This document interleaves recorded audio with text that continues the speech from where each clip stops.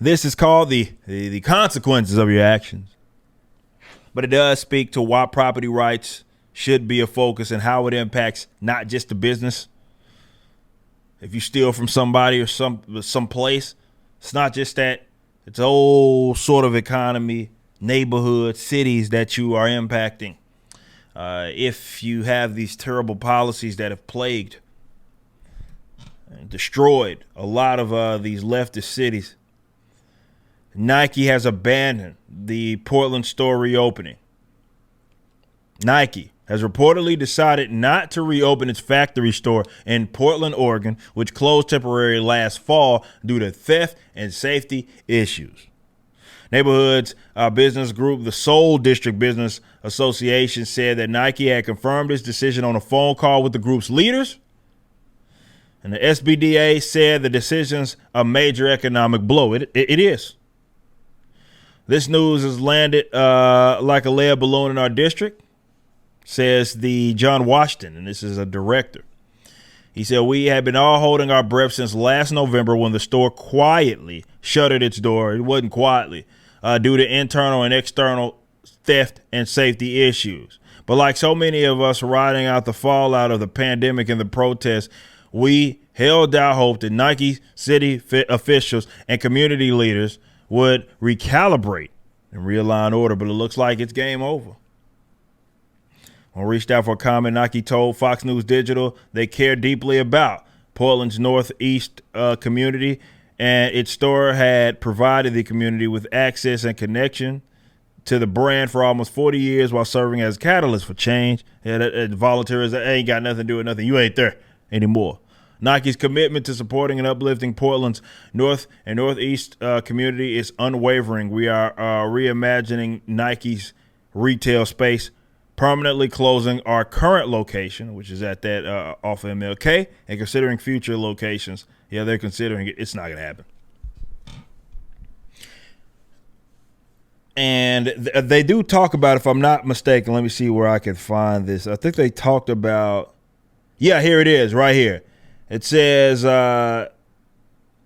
local ABC affiliate reported in February that retail giant had offered to pay for off-duty police officers to help beef up security at the store, a proposal that never came into fruition, before announcing that it would ultimately abandon the store.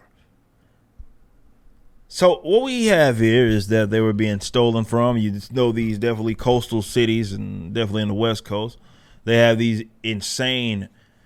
It's more of they don't punish people when they are in error as much as what they should. And so in doing so, they've created this weird world where people are not, well, let me say this. They're incentivized to steal from people. See, this is an example of how from all rights, and this is even going to piss off maybe some people that don't understand economics and don't understand what private property rights actually are. So when you say it, what I'm about to say, people get turned off. And this is this. All rights are property rights. There are no actual human rights that do not extend and cannot be categorized as a property right because it starts with oneself. And that is that you own yourself and your body. And that's why nobody has the right to aggress upon you. And from that, that's not a new theory. That's not something it is that I made up. When you look at it like that, property, of course, let's say material or physical property, that's an extension of that, right? And people obtain these items voluntarily.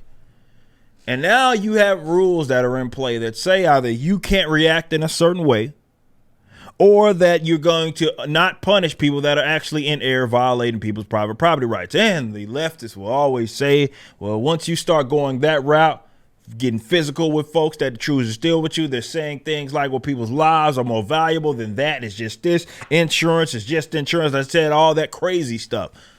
For example, during the summer of love in 2020. Not seeming to understand that, first of all, it doesn't work like that. Definitely with insurance. Like as people ride it and all that. But this is an actual act of aggression. This is a violation of people's rights, property rights. So it ain't just with Nike, it's with any company. You stealing from them, that's a problem. And then when you've said that, hey, we're not going to really crack down on you when you do it, and y'all stealing, and we're going to, handicap you, the small businesses can't do anything. The bigger businesses, and that's when you really start to know it's a fundamental problem, when the bigger businesses, which will usually set up shop anywhere, they're like, nah, we can't do it. You see what's happening in San Francisco. You see what's happening in Portland, Seattle. You see what's happening in these places where these businesses are like closing down and relocating. Why do you think that is the case? And that shows you just how bad that is. It's not a difficult thing. It is actually pretty simple.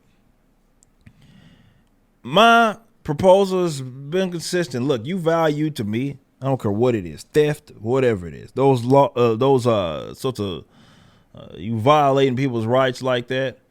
When you do that knowingly, right? I ain't talking about an accident. You knowingly do stuff like that. You can't fall back on, like, for example, if someone urged your stupid ass out, you walked into their store and they urged you out because you stealing and stuff, and you got aired out. They always get mad at you. Definitely do the Summer of Love. We would talk about this. Why would you do that? You value people's property over life? Well, let me tell you this. The people that get out there and commit those acts of aggression are the ones that are showing you that they value other folks' property over their own lives.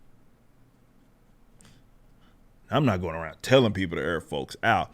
I'm just saying if people thought that something might happen to them, they'd be a lot less inclined to be stealing from folks. But the least that you could do, government would never, doesn't want that in these geographical areas, is when they are actually in error, do something about it. Doesn't require much of you. Just take a stern position that, hey, theft is bad. And under no circumstance should it be tolerated. If you like this video and want to get into a new comic book universe, visit Rippaverse.com.